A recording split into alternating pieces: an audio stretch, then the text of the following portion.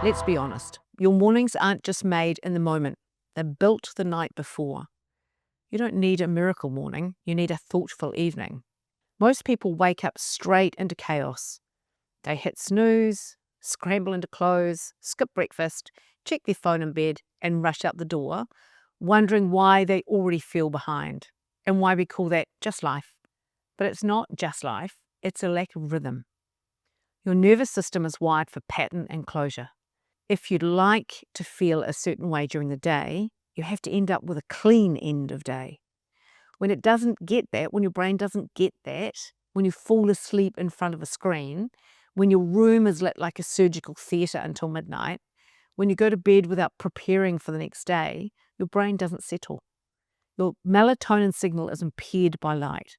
The consequence, your sleep becomes lighter, more fragmented. You might still get hours in bed, but the quality tanks. Here's the neuroscience. Cortisol, your daytime alert hormone, is meant to decrease in the evenings. Melatonin, your sleep hormone, rises when it gets dark, but only if you give your brain the correct cues. Bright overhead lights, doom scrolling, scattered routines delay that transition and confuse your circadian rhythm. In my Overwhelm Antidote work and Fit Method programs, I help people shift this with a concept I call evening anchors. These are small, intentional habits and routines that signal to your brain, we're done for the day, you're safe to rest.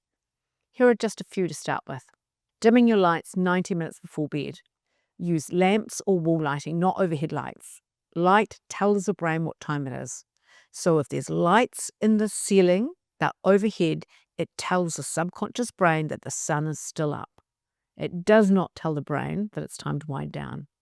Lamps, the angle of the light from lamps sets the angle of the light into the eye, telling the subconscious brain that the sun is set.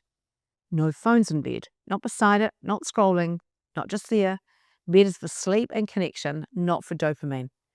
Lay out your clothes for tomorrow, pack your briefcase, make your lunch. It's not just about saving time, it's about telling your brain, I've got a plan. Create a short and repeatable wind-down ritual. This could be a warm shower, 5 minutes of journaling, or simply breathing with intention. This isn't about perfection, it's about rhythm. It's repeating those same 3 or 4 things in the same order every single evening. Because when your evenings are anchored, your mornings become easier. You wake with clarity, you lead with calm. So if your mornings feel rushed or reactive, stop tweaking your alarm clock. Start by systemizing how your day ends. If you're curious for more tools to unplug your brain and lead with clarity, explore the Fit Method and Overwhelm Antidote via sallyduxel.com or DM me to chat.